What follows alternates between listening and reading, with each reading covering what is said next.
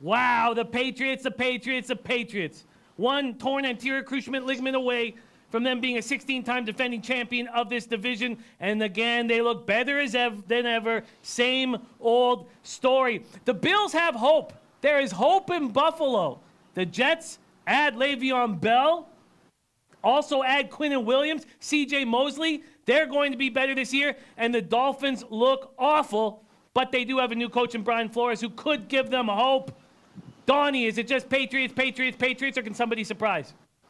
Somebody once said there, Jimmy, meet the new boss. He's the same as the old boss right now. If you just take a look at the odds in this division, it tells you the story. You have one team to win the Super Bowl 7-1, one team 50-1, one team 100-1, and one team 150-1. I think that's going to tell the tale of this division. It seems like it's the same old story. Well, Capper, could anything change? I don't believe so. No, we're going to go with no. The Patriots win the AFC least going away. And really it's just a matter of can either of these teams in the middle challenge for a wild card spot? One of the benefits of playing such a lousy divisional opponents, 6 games of your 16 means that you should be able to rack up some extra wins if you can be a competitive football team.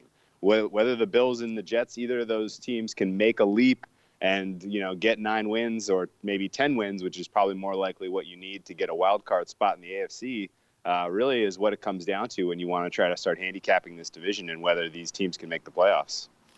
Absolutely. And I'm high on one of them. Let's get to work right now. Let's start with the beasts in the East. AFC East, the New England Patriots. Now, the book I'll be using for totals and some of these prop bets is Bet365. That's the book that I use, but let's go through it. Wins 11.5. To win the division, minus 500. To win the conference, plus 300. Super Bowl, plus 700. To have the best record in the NFL, plus 650. N'Keal Henry, Offensive Rookie of the Year, plus 1,600. And Brady's passing yards total is 4,150.5, minus 110 on each side. Here we go. The Super Bowl champions could be even better this year. They could improve on last year's 4th-ranked AFC offense and 9th-ranked AFC defense. Sony Michel, another year under his belt. 3-headed monster with James White, Rex Burkhead. White in the passing game, Rex on 3rd and 1s. They bring in Demaryius Thomas. Julian Edelman's still there. Josh Gordon could be there. N'Keal Harry could be a big steal of the draft. Could be an enormous amount of weapons for Brady. They had an incredible draft. Chase Vinovich could be a beast defensively. We just saw this defense shut down the high-flying Rams. I mean, is this team, Donnie, even better than last year?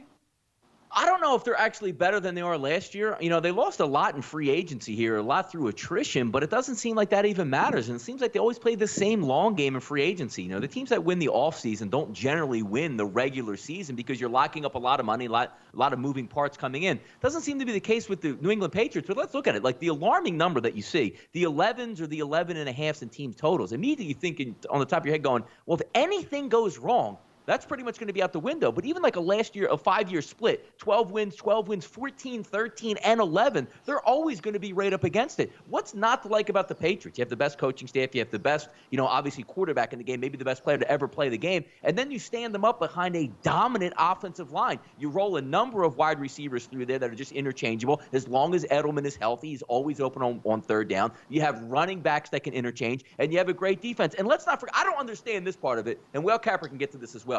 The Patriots every year win their division. The Patriots always are supposed to have one of the tougher schedules. And then we look at their opening 8 slate. Pittsburgh at home, Miami, the Jets, Buffalo, Washington, Giants, Jets, Cleveland at home.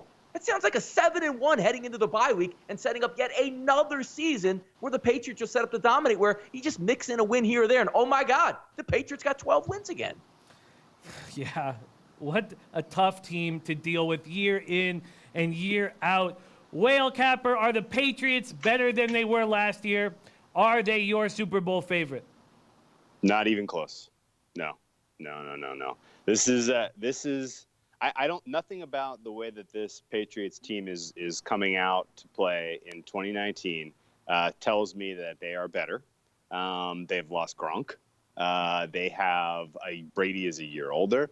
Sonny Michel is not, had his knee scoped in the offseason. I don't think you can necessarily count on him being an especially useful part of your offense. N'Keal Harry, reports from camp are he is not impressing anything. And on top of that, it's not like the Patriots have ever drafted a wide receiver and converted him into a very useful, part of their offense. So, count me as one of the ones where I'll have to see it to believe it, that he's going to be, some impactful playmaker.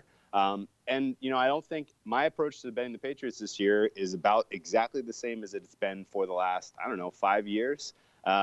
Fade them the first 4 weeks of the season. They treat the first 4 weeks of the season as an extended off season. Because they have so many new parts on offense and defense this year, I think that holds especially true.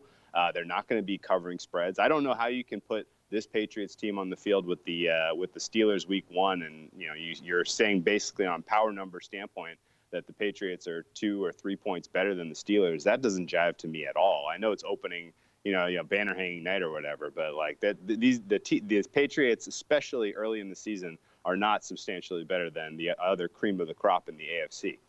All that said, you can't bet under their win total. They have, by every objective standard, they have the easiest schedule in the NFL. It's freaking crazy how this always goes down, but that's what happens when you, number one, don't have to play the Patriots, and number two, you get to play the Dolphins twice, the Jets twice, and the Bills twice. So there is legitimately 5 wins out of those 6.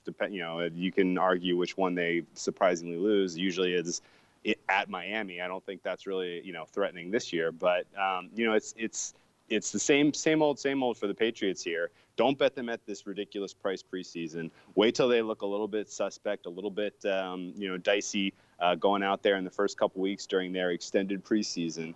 And then if you like what you see, if you start to see some of the pieces coming together, their offensive line is dominant again.